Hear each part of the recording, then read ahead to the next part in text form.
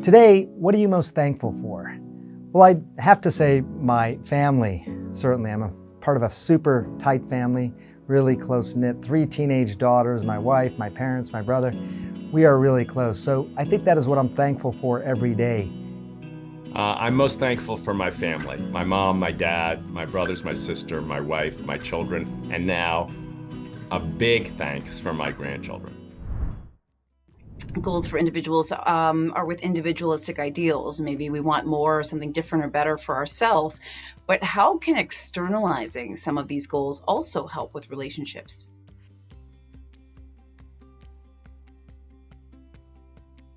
Yeah, I feel like relationships are the highest form of mindfulness practice. It teaches us so much about ourselves and the other person. And I think it's really important for us to always own 100% of our 50%.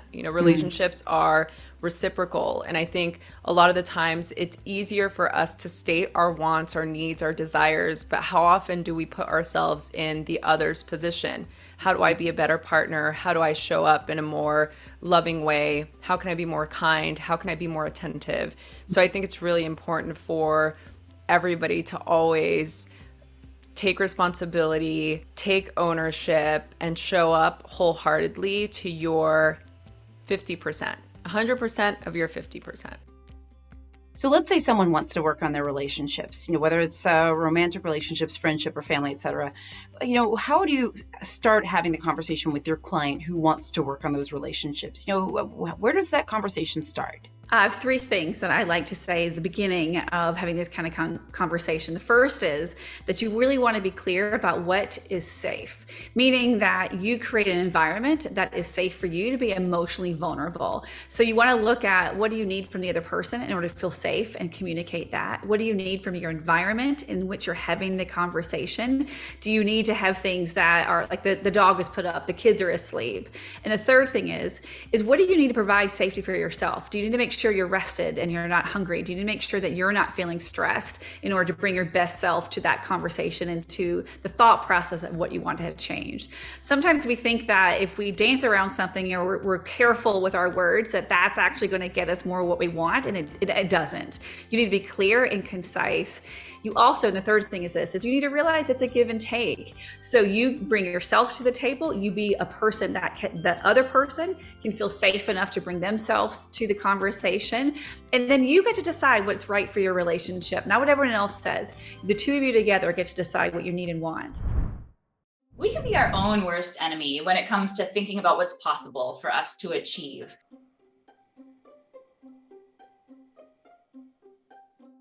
The psychological baggage that we bring to the table can really hold us back from achieving the things that we want to in life.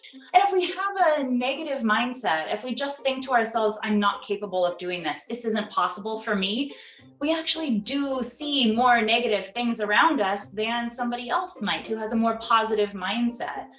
So seeing is doing, seeing is believing. If we feel like we're not making the progress that we hope for ourselves, one of the things that we might do is try to change our mindset first, because our perceptual experiences and then our beliefs in what's possible can follow from that. So when we're looking at another person, it's really hard to read their reactions. But our knee-jerk thoughts about what are they thinking? What are they feeling? How am I coming across to them can be really important for what happens next in that conversation. I think an important thing to keep in mind is that we can all read people in different ways, and that may or may not line up with what they're actually trying to show us. What we found in our own research is that oftentimes the nonverbals that people are giving us, their emotional reactions that are showing up on their faces, are multifaceted. They're actually feeling and showing a lot of different emotions all at one time, and yet we may only read one thing in their face. And in fact, what we found is that that's sort of like a personality characteristic. When I look at somebody and even though I know that there's more than one thing that they could be trying to tell me with what they're showing on their face, we often read just one reaction. If people have a tendency to see the negative in other people's emotional expressions, that actually sets up that interaction for conflict. It can be more challenging to work through the difficult conversations that we're having with people and to feel an emotional recovery after we've done that hard work of moving through that conflict. But there's another thing that we can see. There's another way to read people's faces. If we look for the positivity, if we look for the signs of happiness or acceptance or the small smiles, even if they don't last that long, we can set up those interpersonal conversations for success. People recover faster from conflict when they give each other the benefit of the doubt and not only assume that someone's thinking the best, but do that work to try to see it as well. Oftentimes when we're setting goals, we might try to go about it just taking advantage of our own powers, and that might do a disservice. It could be challenging to ourselves to continue on with something that's difficult if we're only beholden to ourselves. Social support is a great tool for helping us meet our own personal goals or even those goals that we share with other people. That accountability partner, it can be really useful for helping us persevere and getting over those challenges that might otherwise lead us to throw in the towel. So finding somebody else who can share your goal, who will commit to the same goal, and who will check in with you to help monitor your progress, to be that accurate source of insight and of accountability can really help us push through the challenges that we'll have.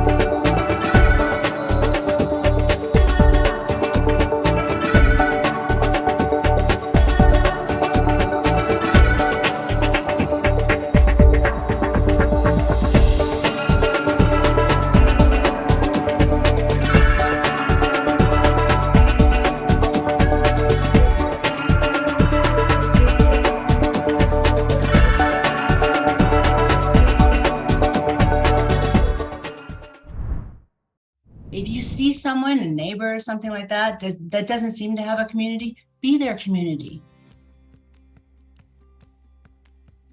Just when I think of community, I think of engagement with other people, lively engagement.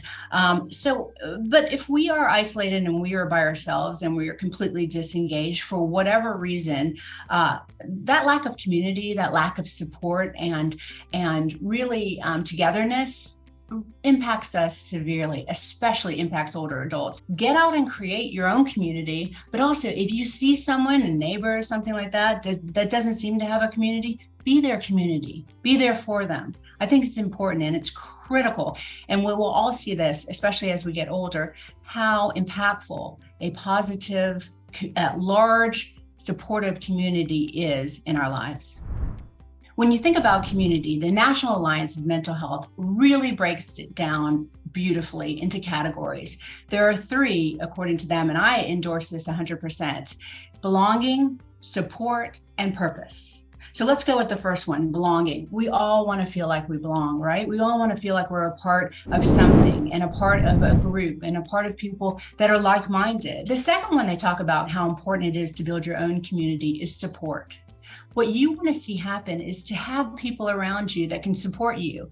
Someone that, will bring a meal after you've come from the hospital, or someone that will just lend an ear, or something that is just as simple as having coffee with someone or a drink with someone, whatever makes you happy, but making sure that you have that supportive force around you. And then finally, I would say purpose. And purpose is a great one that they have categorized. A lot of times, you land up in a situation where you think you know what your purpose is. Stepping back and looking at, what is my true identity? What is my authentic self, right? And making sure that the community reflects that. Pick your community that works the best for you physically, mentally, and socially.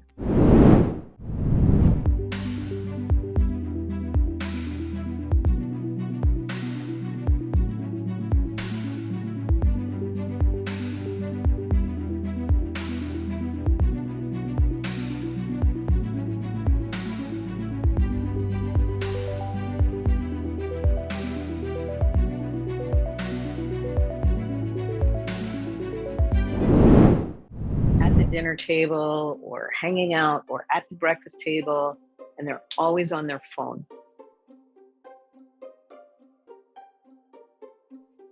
And that distraction, while you're present but not really present, is the most common challenge people face. And what they bring up is, I feel like I'm there, but I'm not there. And I feel really guilty. People feel that when they are spending time with their family or their pets or their friends, they're distracted. They're not fully present.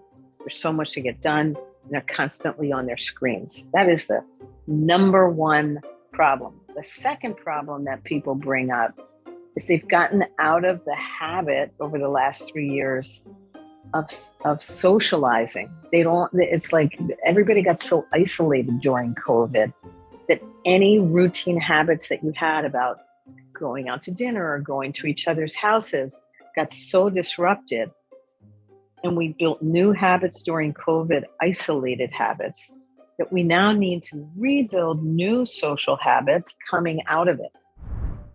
People always come to me because of time problems or organizing problems. And those very often manifest themselves in feeling disconnected from relationships or their relationship goals, that their time, the way they're spending their time or the way the space is organized is interfering with their relationship. So if you're always on your phone, it's interfering with your relationship with your family. You're not present. You're sitting there, they're talking to you, and you're distracted. Connecting with people first and getting off our devices and being fully present and asking, how was your day? Not, you should hear about my day, is a small amount of time and focus that actually can heal most tense relationships. Hi, I'm Dana Taff, and I have some accountability tips for you to work out with a friend.